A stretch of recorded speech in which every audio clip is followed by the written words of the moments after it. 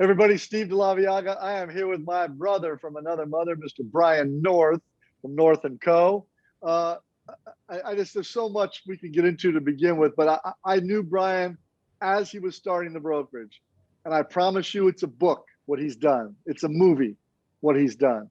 Now he's got 210 agents, over $1 billion in production, back-to-back brokerage of the year to work for, the culture warrior in this space for independent parties is brother Brian North. Brian, how are you, sir? I couldn't be much better. All the big boxes are checked this morning, so I'm in good shape. I love it, man. Well, listen, let's get right into it. First of all, you've built this massive piece, and you and I know we've talked about this.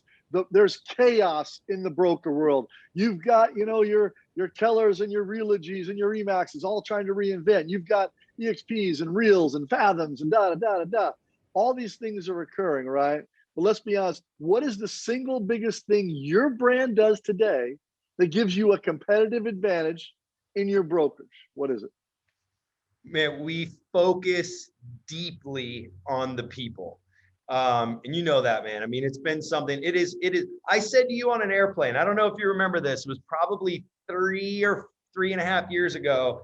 I said to you, the first brokerage that figures out how to scale emotion is going to win the game. And I still think when I say that to people, they're like, it twists their head because there isn't anything that seems scalable about emotion, right? That's why to me, that's the game, right? Using technology to scale. I mean, of course, that's what technology is for, right? Using people and systems to scale. Sure. To me, it's like commoditized at this point. You can figure out how to scale emotion and figure out how to really find a way at 1,000, 3,000, 50,000 agents to understand each individual motive of each individual agent. And right now, our biggest rock for 2021 is having every single agent feel valued. When we went back into the company, 2019, 2020, and we identified the agents that stayed and the agents that left, and we identify what was the common denominator for the agents that left. While they said it was things like fee structure, while they said it was things like broker support, while they said it was things like my friend went to another company and I want to go work for them, while they said it was things like leads or branding or marketing or all technology, all the things, when we really dumbed it down to the root of what it was. And by the way, it took massive humility on our part because we could be like, oh yeah, F them. You know what? Send them on their way, kick them down the curb. They don't know what we have. We had to literally look into every communication, non-communication point, confrontation where we broke down in the broker department or technology that didn't serve them, whatever it was. And the common denominator was they felt like a cog in a machine. That's it. They weren't part of anything. There was no stickiness to them being a part of what we were up to. And we identified they didn't feel valued. And if we could have had them feel valued in their own unique way, the chances are 99.9% they wouldn't have left. Here's what I love about you, and you just identified it, right? And we've talked about this a lot, that AI versus EI, right? And Brian, when you sit down and say what you just said, your vulnerability to take your success blinders off that get very long if you're not careful and go, enough of that. Something we did wrong. Let's take it on the chin. We lost a person. I'm not going to, and I see this all the time. Sometimes the bigger the organization gets, the more everybody else just doesn't get it unless they get it their way. It's a problem with America. It's a problem in real estate. Because here's the reality. You went back and turned on the chin and said, no, we didn't. It wasn't their fault they weren't connected. It's our fault we're not connected. And now I know you've got this whole vision and we had meetings about it. You've spoken about it in front of 11,000 people with me. Talk about the AI versus EI and why you think the intelligence wars are what's going to win the overall market of the moment for the brokerage space. Yeah, it's because fear rules everything, Steve. Fear rules everything, right? So why is everybody talking about the race to AI? Because we're scared shitless of it. Sorry, I know I'm exactly. You can, hey, this is, who's in charge of HR? Me. So we can say shit. Absolutely. It's approved by the HR director. Go. Yes. So everybody's scared of it. They're scared of the noise. And we are attracted to what we're scared of. Look what happens when there's an election, right? It gets scary and you get people that get really vocal in one space and then they get really vocal in another. right? Look what happens when we talk about religion. It's why nobody wants to talk about the big three, right? Politics, religion, sex. We don't want to talk about any of it because it's scary. And as soon as there is a debate, everybody freaks out and gravitates toward one thing. Right now, it's AI, it's technology, it's the money grab in real estate, it's commission compression. It's no different than watching the news every day, right? Guess how easy it is, Steve? Just turn the volume down. And as soon as you turn the volume down and you take the blinders off and you pay attention to what really makes your ecosystem move, it's the people. It's not technology, it's the people. It's the humans that are buying and selling houses. It's the humans that are helping them buy and sell houses. And it's the humans at the corporate level in your organization that are helping the people represent people to buy and sell houses better so the people buying and selling houses can do it better. That's it. So for us, I'm racing back that way. I heard Gary Vee recently say, he had a picture of the Jetsons and the Flintstones, and he circled the Flintstones, and he said, the people who working back to Flintstones are going to be the people who win the race. It was such a simplistic little model, artistic model. But for us, the thing is, Warren Buffett says it, while everybody's rushing in, rush out. While everybody's rushing out, rush in. It's one of the oldest Warren Buffett investment strategies that number one. For us, everyone's rushing toward technology, scalability, and artificial intelligence, and we're rushing back to the emotional intelligence. That's where we think that we can, at least for the long term, we got a midterm. I always look at things in terms of short term, midterm, and long term. Long term, who knows what happens with AI? Maybe we do get smoked, but I can't control it right now. The only thing I can control right now is what I actually have control over, and that is the people part of the game. Isn't it so funny? Because you have really good tech, actually. You are more advanced than most people, but you don't spend your time going, oh my gosh, what widget can we add? What new thing can we do? You spend your time like, how can I get my people to feel more connected? Do you know why, Steve? Because my people don't use the technology. Let's get real, right? So if I can go get the best technology every time we enhance our technology, guess what? Our adoption rate does not go up. It doesn't. Correct. I got a better version of a CRM. Does my adoption go up? Not by 0.1%, right? The people who are going to use a CRM are going to use a CRM, and the people who are not are not. I can get a better app, a North & Co app, and then I can get another app that's a white labeled app. Then I go spend $1 million to build an app. Does my adoption rate go up? No, it does not. You know what? You know how you get humans to do things they don't want to do? You make them, right? And then we're in an independent contractor world. So guess what happens when I make you do something? In the state of Arizona, you have 3,000 options of a place to go hang your license. You don't have to do anything. So guess what I'm going to do? I'm going to force my own exit by trying to increase my adoption rate that doesn't want to happen anyway. Why would I spend all my time and money working on technology when the adoption rate doesn't move? At the end of the day, I always say this, Steve, I go, broker support, brick and mortar, technology, all of these commodity, 24-hour support, training, all these other things, they're all a commodity. And everyone's like, but mine's better and mine's better and mine's better. And I go, do you know that story is like going to a restaurant and the restaurateur saying, we have hot food, really good service, and a beautiful ambiance. You're like, awesome, because if you didn't, I wouldn't come, right? So technology, broker support, brick and mortar, all these things, you're like, you're just in the game. Quit arguing the same commoditized conversation that everybody else is and tell me what really makes you great. All right, that leads me to the question. You're talking to your agents. You're talking to agents you're recruiting. You're in the marketplace. Why is your brand the right choice when you talk to your peers? What's the most appealing aspect when people say, this is why I came to North & Co? What is that aspect? Give me that in a minute, minute and a half. Great. There's two things. One, it's distinctly visually appealing. We have a very visually appealing brand that sets us apart from our competitors. So first things first, you may not identify with it. That's okay. But for the ones who do, it represents their brand. The second part of it is that from the recruiting process, it starts at the recruiting level.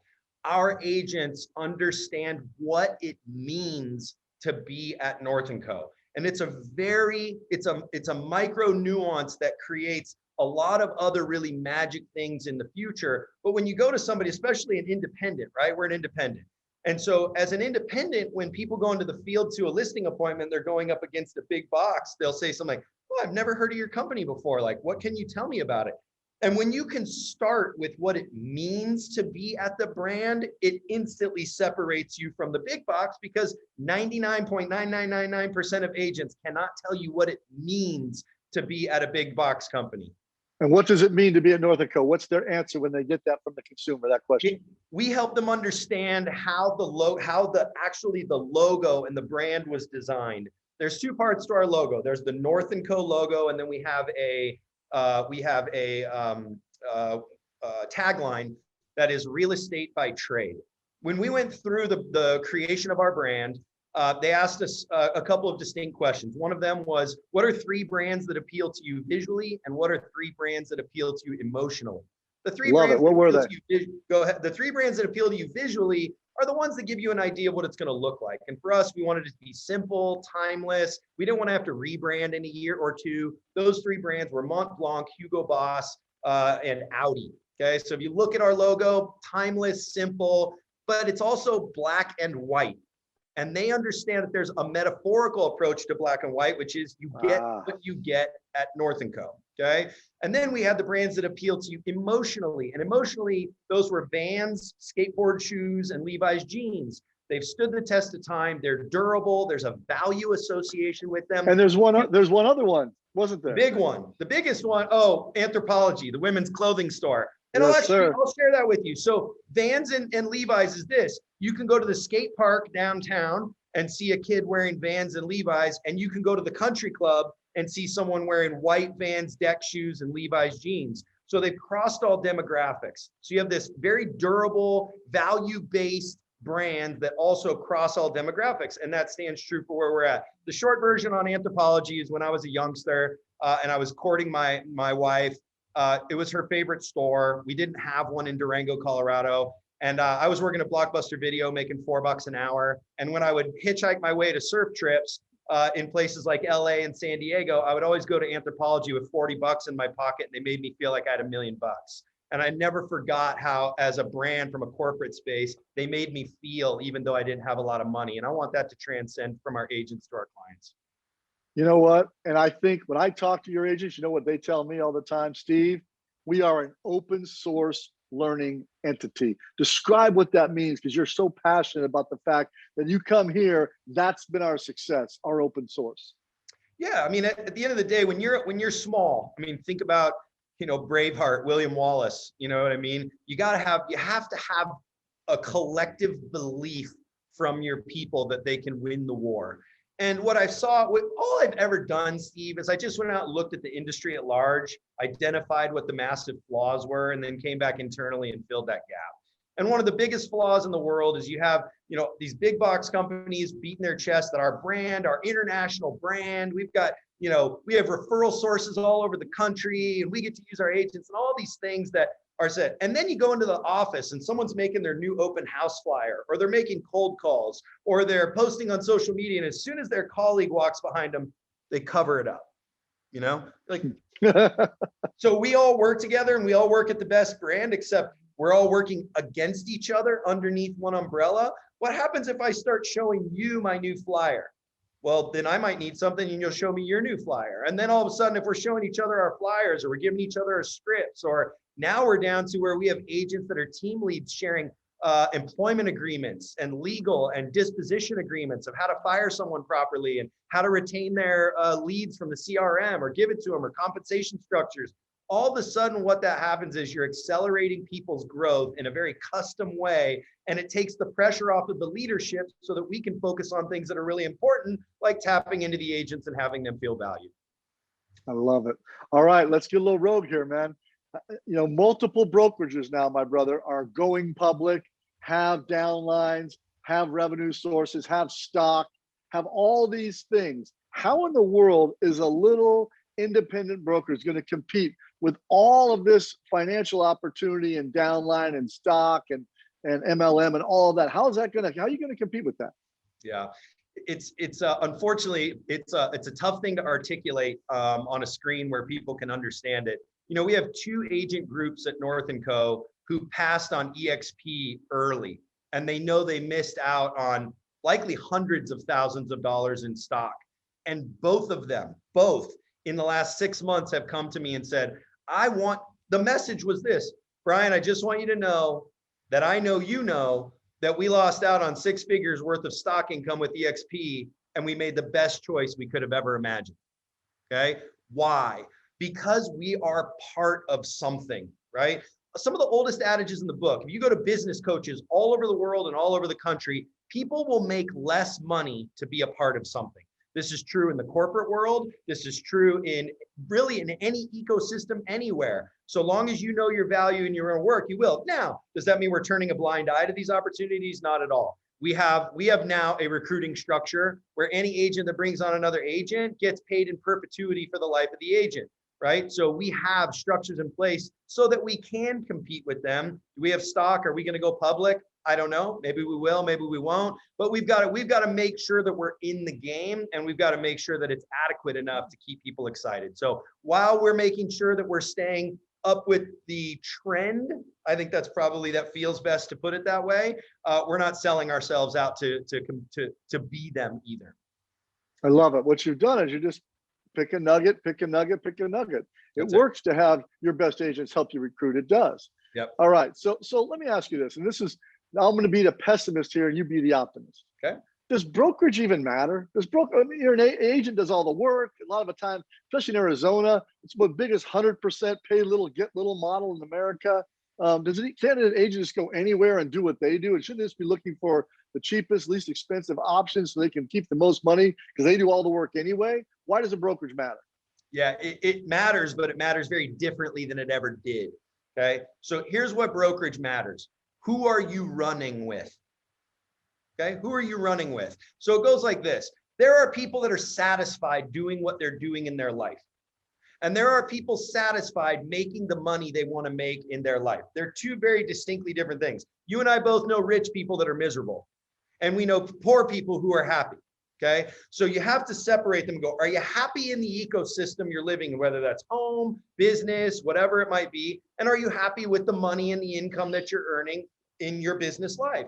Now, if you're not happy in your personal space, in whatever that ecosystem is, then you need to find one where you are. And if you're happy making the money you're making, but you don't need an ecosystem, congratulations, you made it. You don't need me, right? But if you're somebody who is growth oriented and you want to grow and you want to be surrounded by people who will help you grow so you can grow into your best financial life, then absolutely, I think you need your brokerage. But is that because it's an international brand or because it has downline recruiting? For some, it will be, but for others, it won't. And that's the beautiful part about brokerage is we can create our own distinct lane, our own distinct ecosystem, and you can plug in wherever it's going to suit you best. I love it. And you say this to me a lot, and I love that you do. You say, Steve, I say no to folks way more than I say yes to people who want to come to North and Co. What does that mean? 3 to 1. Tell us what that means.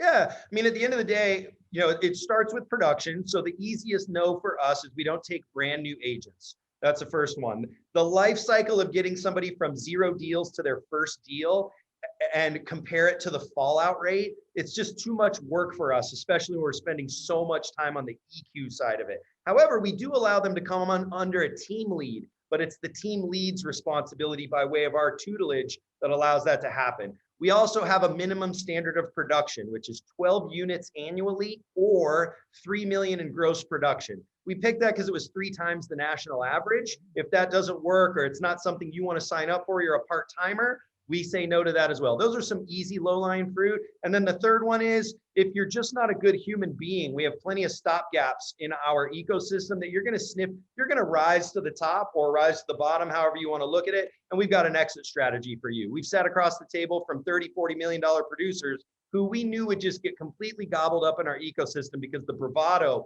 was so large that they just wouldn't be able to exist in a very open source culture. And we've said no. We've said, hey, look, we love your production. We love that you're successful. You're going to be great somewhere else, but you're not a good fit at North & Co. And then we've got an avatar. We've built an avatar, a sequence of, we actually have a way that we grade each recruit and the sequence of what makes them great, which is production. They'll engage in the culture. They're teachable. They're willing to teach. You have all these things, and they actually have a weighted scale. So when we go through, the executive team takes that agent, we score them based on their interview with us, and it has a weighted scale that spits out whether or not we think they're going to work or not at the company. And so all of that leads us to a path of where we've got what we've got. I love it, man. I love it. All right, let's be a crystal ball here. In 3 years, your broker is going to grow in 3 years, going to stay the same, or shrink, and why? Our growth will continue to be meteoric, period. And it's because we didn't know it. COVID exposed the world. Okay. Mm-hmm. And what COVID did for us was what happened, the biggest thing that we've seen happen with COVID is it forced a lot of people to rethink their life. It Yep. forced a lot of people to reset and identify what was important. And we are really confident that we were already up to what ultimately was important long before COVID. So we had a momentum rolling into COVID that as we rolled out of COVID, there's a far larger group of people that are playing from a higher level of consciousness than ever before. And we're the company that's suited for those people. So for us, we see and then you take, as we grow in humans that are willing to share their best practices with each other and are willing to support people in bringing their emotion into the workplace, you're going to see people grow, and our growth will be compounded because of that ecosystem. So well said. All right, man. In closing, give me one thing you want everybody to know about your brokerage. If you could tell everybody in the world, Facebook, Instagram, everything, what would the one thing be you think they need to know about your brokerage so they can understand it better? I just pulled my heart out in front of you and stuck it on the table as I do every single time, Steve. There just isn't any bullshit when you're working with me. It is what it is. We are open source internally and we are open source externally. If there's anybody in your network specifically because of what you've done for me and what you've done from our company that needs anything, that wants open source to a top producer, a bottom producer, a corporate, my CEO, CFO, our broker, me, anybody, that open source exists. By the way, you can go on our website, northandco.com, and anything that's on the training calendar is on Zoom, and anybody can plug in anytime to see the proof is in the pudding and everything I've shared with you. You know what I love, my brother, is I feel so blessed to have been there from the beginning of the journey when you and I were sitting there raw and you're like, do you think I can do this? And I'm trying to talk you out of it. I'm like, my man, why don't you just go be a mega team and you run your thing and you make a bunch of dough? And you're like, I think I can do this. And I'm like, but why? And you're like, because it needs to be done.